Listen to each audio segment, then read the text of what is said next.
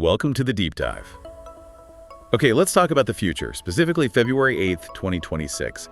That's Super Bowl LX happening at Levi Stadium out in Santa Clara. And the big reason we're looking so far ahead, this huge announcement, Bad Bunny is headlining the halftime show.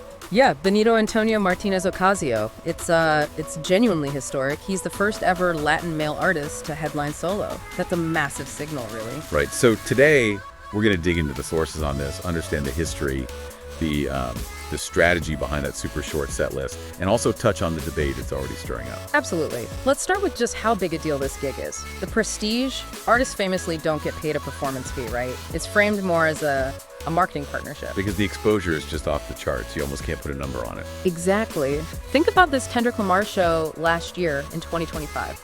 Pulled in 133.5 million viewers. That's actually more people than watched the game itself. It's staggering. Wow. That's an insane platform. The pressure must be immense. Totally. Priceless exposure, but yeah, the pressure to deliver something spectacular is huge. And he's kind of been here before, right? Not headlining, but...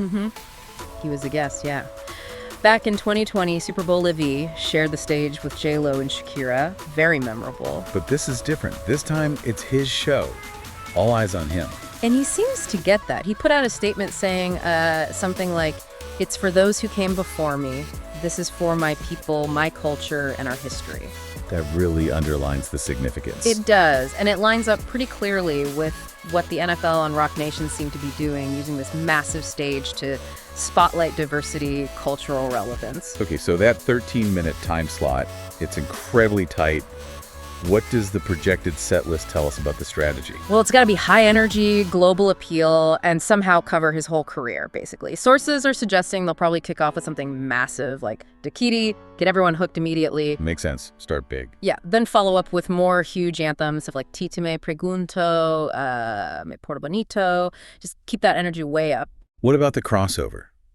For the U.S. audience who might only know a couple of his biggest hits. That's where I like it comes in. That track with Cardi B and Balvin, it's predicted to be like the centerpiece for that crossover moment. Gotcha. A guaranteed crowd pleaser. Exactly.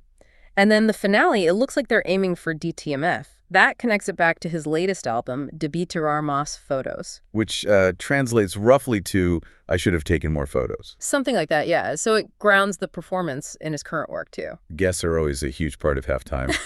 Who are the odds pointing towards? Well, based on implied probability from the sources, Balvin is looking pretty likely. Cardi B, too, obviously, for I Like It. Okay, that makes sense. But Jennifer Lopez is also high on that list. Her appearing could be a really powerful cultural statement, you know, bridging different eras of Latin superstardom. Interesting. And I saw something about the Casita stage setup, the little house. Yeah, the symbolic little house stage he's used before. That's apparently a possibility. And the cool thing about that, if they use it, is it opens the door for maybe non-music cameos. Oh, like who?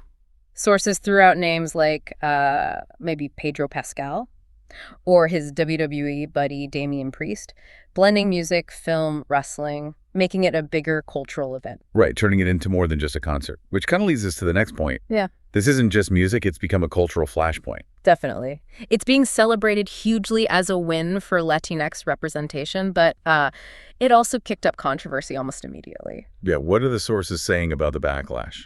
Well, it seems to come from a couple of angles. Some critics are pointing to his past political activism, you know, being outspoken against Trump, advocating for Latinx rights. Okay. And they're also bringing up his decision a while back to skip some U.S. tour dates because of concerns over ICEs. So real-world politics are definitely part of the conversation around this. And there's also the language debate, isn't there? The fact he performs primarily in Spanish. Right. The sources mention commentary questioning that choice, you know, why isn't it in English? Which, frankly, highlights some of the xenophobic undercurrents you sometimes see online around these big events. So it's complex. He's stepping onto this massively visible, highly politicized stage. Exactly. It feels like less of just a performance and more, I don't know, reflection of where global pop culture is right now. And he knows every choice is going to be intensely scrutinized.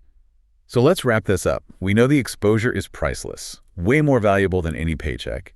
But given all this scrutiny, the potential for controversy, you know, we all remember what happened with Janet Jackson years ago, is that risk now maybe outweighing the reward?